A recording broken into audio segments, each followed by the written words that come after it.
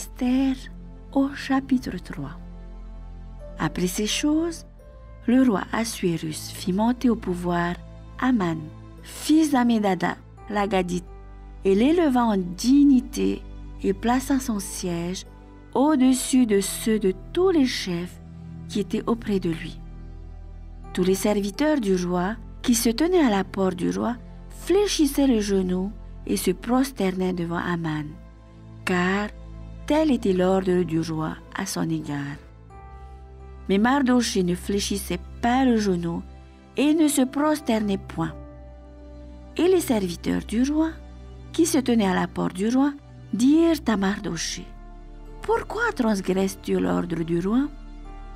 Comme il le lui répétait chaque jour et qu'il ne l'écoutait pas, il en fit rapport à Aman pour voir si Mardochée persisterait dans sa résolution, car il leur avait dit qu'il était juif.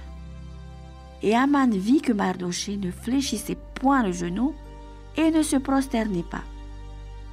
Il fut rempli de fureur, mais il dédaigna de porter la main sur Mardochée seul, car on lui avait dit de quel peuple était Mardochée, et il voulut détruire le peuple de Mardochée, tous les Juifs qui se trouvaient dans tout le royaume d'Assuérus. Au premier mois, qui est le mois de Nisan, la 12e année du roi d'Assuérus, on jeta le pour, c'est-à-dire le sort, devant Aman pour chaque jour et pour chaque mois, jusqu'au 10e mois, qui est le mois d'Adar. Alors Aman dit au roi Assuérus: « Il y a dans toutes les provinces de ton royaume un peuple dispersé et à part parmi les peuples, ayant des lois différentes de celles de tous les peuples et n'observant point les lois du roi.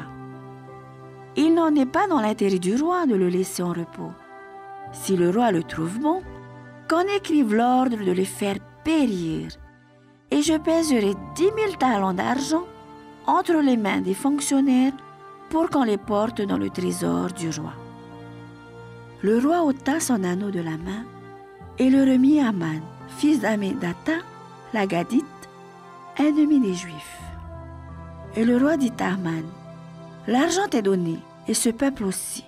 Fais-en ce que tu voudras. » Les secrétaires du roi furent appelés le 13e jour du premier mois, et l'on écrivit, suivant tout ce qui fut ordonné par Aman, au satrape du roi, au gouverneur de chaque province et au chef de chaque peuple, à chaque province selon son écriture et à chaque peuple selon sa langue.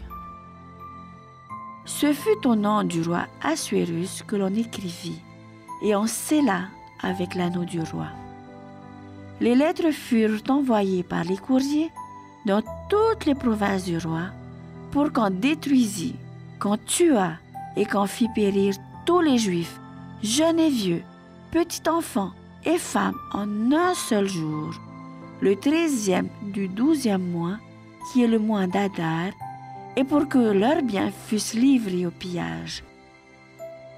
Ces lettres renfermaient une copie de l'édit qui devait être publiée dans chaque province et inviter tous les peuples à se tenir prêts pour ce jour-là.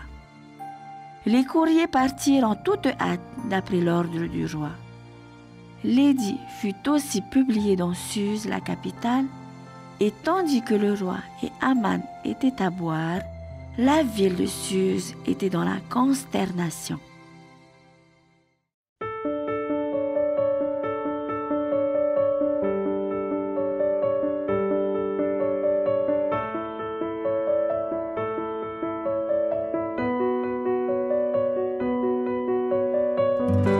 C'était votre lecture quotidienne de la Bible proposée par le Centre Média Adventiste, disponible en replay sur cma.adventiste.pf.